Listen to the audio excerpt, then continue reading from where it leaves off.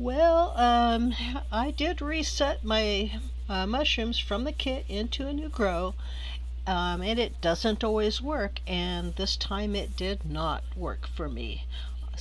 I've had it work for me in the past, so I'm going to show you how I do it and what it looks like when it doesn't work this time.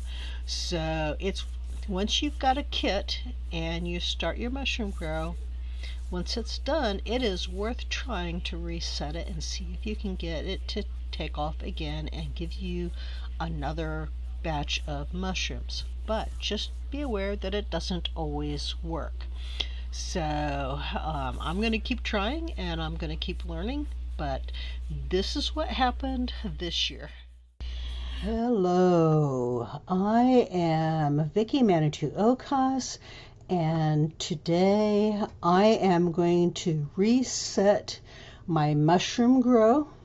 I had purchased a couple of mushroom kits about in January and ran them through 3 cycles of mushrooms, and now they are spent, so I am going to reset those one of those today into a fresh mushroom grow, and I'm going to show you how to do that. This works better with the pink mushrooms than it does with the blue. The pink oyster mushrooms are a little bit more aggressive and they take over the substrate a lot faster than the blue mushrooms do. Eventually I'm going to do this with both, and I will probably film the process with the blues as well. And the other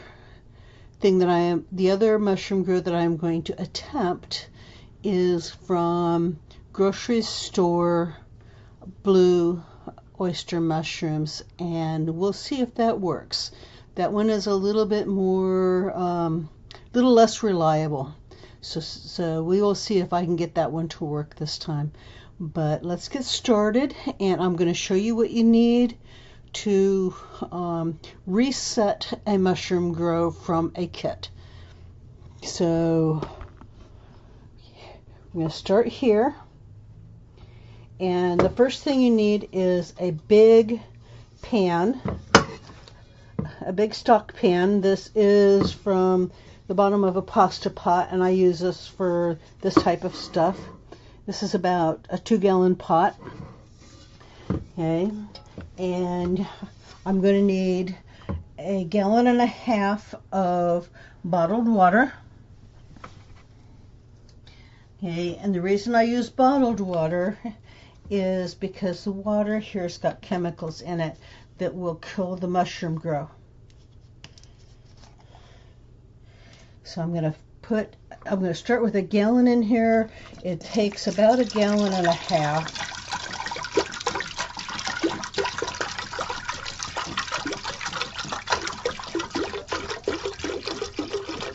So I'm going to put this full gallon in here to get started.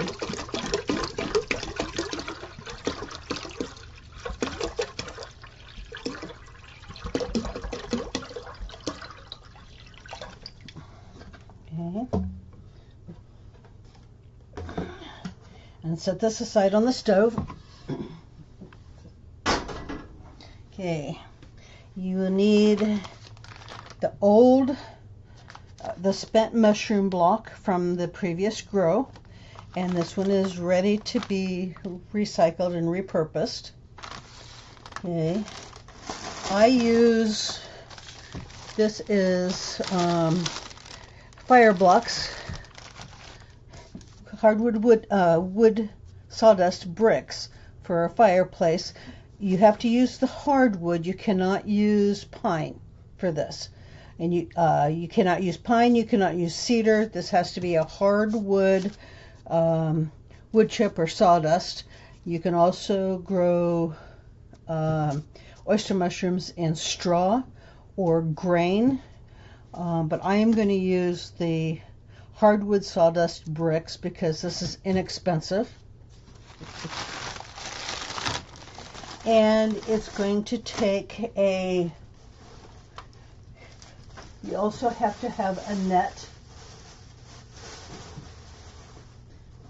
Where's the net? There it is. Okay, I need a filter. Okay, so I use just old tool for a filter, and that will need to be sanitized with rubbing alcohol before I use it. A sharp knife to trim the edges off of the block. A rubbing alcohol.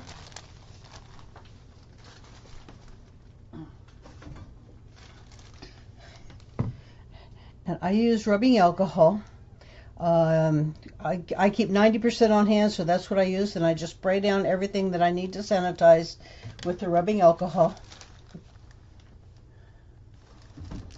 A pair of gloves is helpful and is recommended, but usually I wash my hands with the rubbing alcohol before I get started. And the other thing that you need is a prepared ice cream buckets, and I'm going to use 2, and these are still dirty, so I have to wash these up. Okay, so one brick will use 2 buckets. Okay, and these buckets, the lid is just fine, but you take and cut about 1-inch holes. I've cut 4 of them around the bucket. Okay, and I drill holes in the bottom of this, and these buckets have to be washed up before I can use them, but I'll do that later. So both of these buckets are prepared. These are from last summer's mushroom grow. Okay, the last thing that you need is a cloth medical tape. Okay, and it has to be a cloth medical tape because the air has to penetrate through the tape into the mushroom strata. I don't know if this is silk or not. It kind of feels like silk. Silk would be the preferred, but a nice soft fabric medical tape is what you need to use for a mushroom grow, and I'll show you how to use that later. Okay, so the first thing that you do when you are resetting your mushroom grow is you have to sanitize your mushroom strata to kill any microbes that might be in the strata. So what I've got is my big pot. I've got a gallon of water in my big pot so far. I'll add some more to it. And I am heating it up starting it on high. And I'm going to add the wood chips to that water. Now this is just in a block, so I'm going to add the whole block in there, and that will soak up fairly quickly and come apart. So I'm just going to let that soak up and stir it around, okay, and bring this to a boil.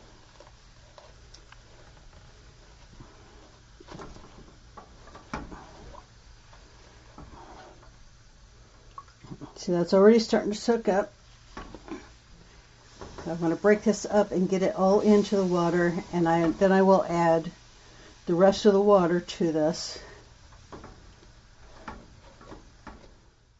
So I'm just those wood chips broken up now, and I am going to add the rest of the water. It'll be about another half a gallon of water.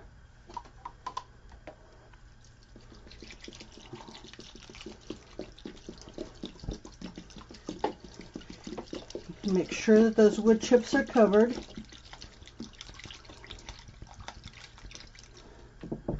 Okay, I will add more water later if I need to, because those wood chips will soak that up, and that needs to have enough water in there to simmer without burning the wood chips.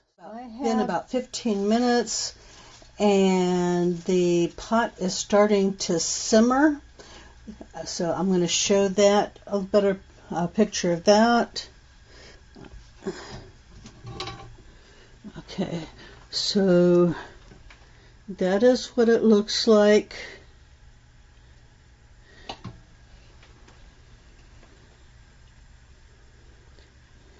All right. Hey, it has been an hour, and this is bubbling away dangerously, threatening to bubble over the pot. So it is time to turn this off. All right, and let this cool down. So I'm going to show what it looks like a little bit closer. Okay, so that's nice and bubbly and hot, and that should be pasteurized enough to kill any microbes that are in there. So the next thing is to let that pot, those chips, cool down in the pot to finish pasteurizing and finish sanitizing. They actually need another 2 or 3 hours as they cool down. And then I cannot put the mushrooms mycelia in there until that is at room temperature. So this is going to be all day cooling down, and probably 3, 4, 5 hours until it's cool enough to touch. Okay, it has been about 5 hours, and it is time to take the next step. So I am going to strain those wood chips, but before I do that, I have got to get my filter ready. And I'm going to use what I'm going to use for a filter is just a metal strainer, and I'm going to mist that with rubbing alcohol.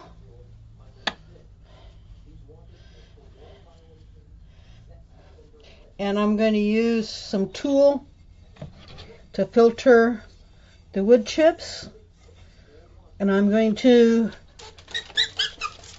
mist that with some rubbing alcohol.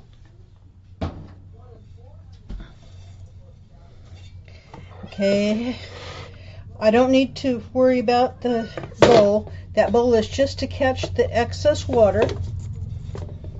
Okay, and that'll go down in there. Okay, I also need to mist my hands with rubbing alcohol. It's best practice is to use gloves and to clean the gloves with rubbing alcohol, but I don't have gloves that aren't ripping right now. Okay, so grab the wood chips. Boiled wood chips. Doesn't that look good? Okay, so now that I have everything sanitized, okay, I'm just going to take handfuls of this and put it in the, okay, this is nice and cool, nice temperature. Okay, basically you want this at room temperature, so the top is at room temperature.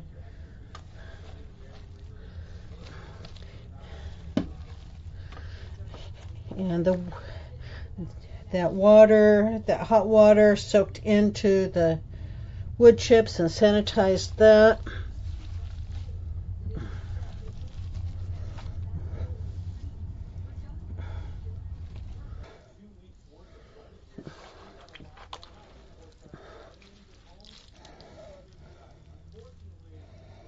Okay, and that's going to be all that I can put in there for right now.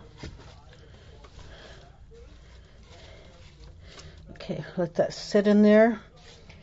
Okay, I'm going to let that drain for about 15 minutes to a half an hour. These holes, and that's what the tape is for. So I'm going to use the cloth medical tape.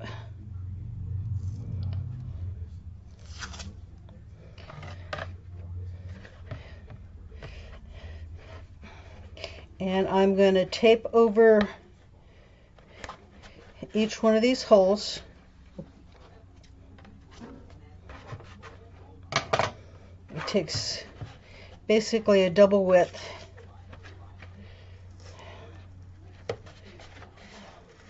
Make sure the hole is completely covered over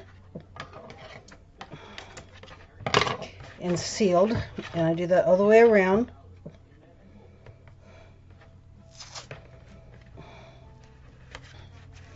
And make sure that all the holes are completely covered, because I want the mycelia to completely colonize the bucket, the substrate, before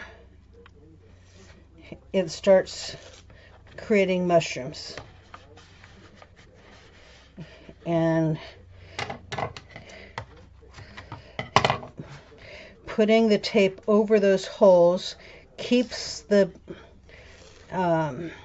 keeps contaminants out of it, and it encourages the mycelia to populate the substrate before it starts producing fruit. All right, now we're ready to take apart the block and start putting everything together. So the first thing I'm going to do is sanitize my tools and my hands again.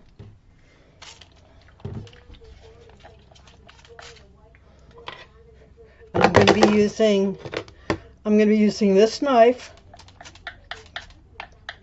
to cut into my mushroom block. So make sure my hands and the knife are thoroughly sanitized. I am going to be putting the scraps in here. So I'm going to grab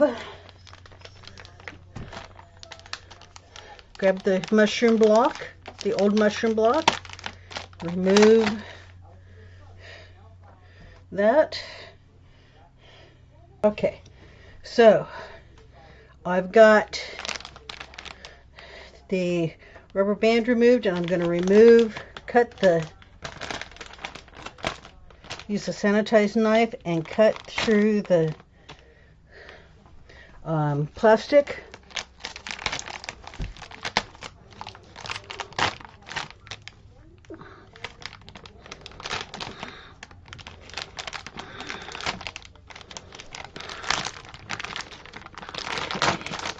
Cut that open. All right, now I'm going to sanitize the knife and the hands again. Okay, so I'm going to do this. I do not want the outside of this block in the mushroom grow, so I'm going to remove the outside of that and discard it.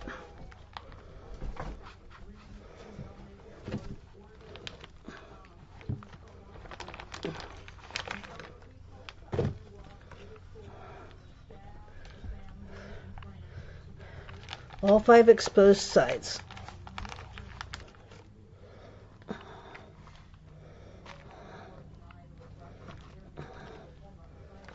Okay. And that should be good. Set this aside. All right, now I'm going to grab the first bucket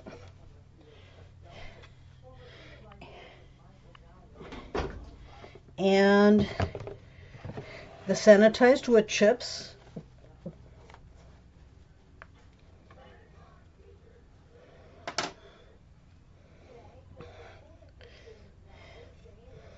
Put some of those wood chips, a layer of wood chips.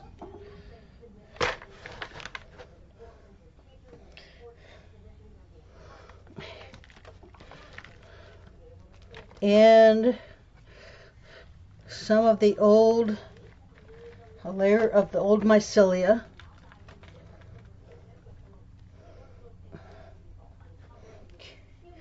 Another layer of wood chips.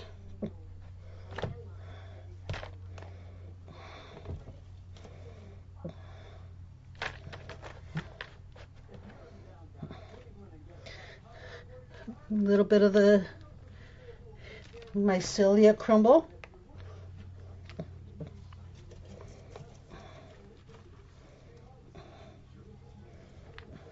Yeah, always work in sanitized conditions. So I have put rubbing alcohol, cleaned my hands with rubbing alcohol several times during this process so that I do not contaminate the mushroom grow with what's on my hands.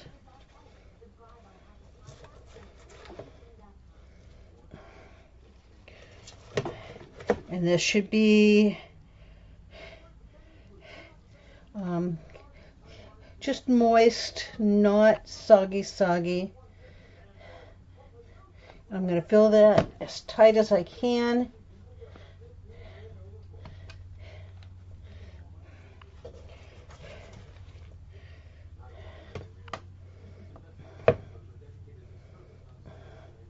And then put the lid on it.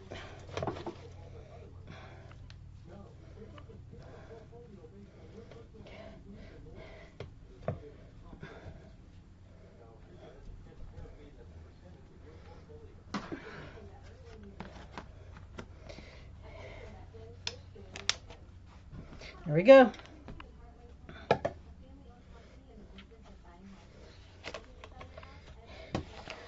That is ready to populate, colonize that with mycelia. Okay, now it has been a week since I reset the mushroom grow, and we're going to check it and see what's happening and see how it's developing. So let's take this lid off. I've sanitized my hands, and we're going to see if this is going to take or whether this is going to fail.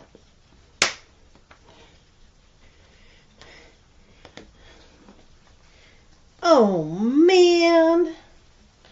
Okay, that is a failure.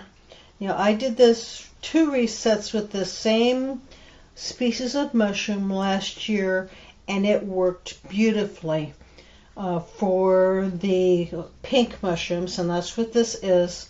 But if you take a look at this, that has developed a mold all over the top instead of mycelia. It's green instead of the pinkish color that I am looking for.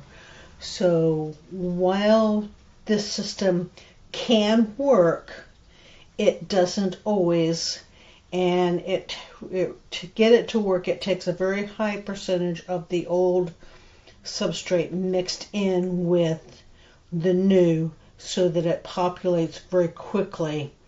But that's what happens when it doesn't populate quickly enough, or maybe it was exposed to some mold in the air. This is not necessarily completely lost. I'm just going to take this outside and let this develop as it will and see what happens. See if I get some mushrooms from it outside.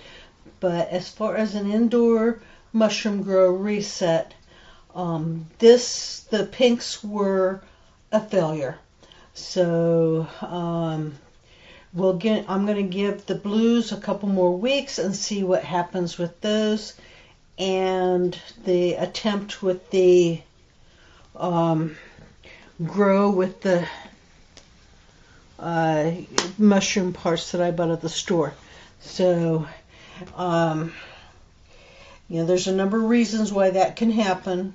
The temperature may have been off, there may have been too much moisture in there, or it just could have been, it probably just got contaminated with mold in the air, even though I was being careful about how I was doing this. But I do not have a clean room to work with the mushrooms. So, the failures happen. It's definitely worth a try. It's inexpensive to reset that grow, but it doesn't always work.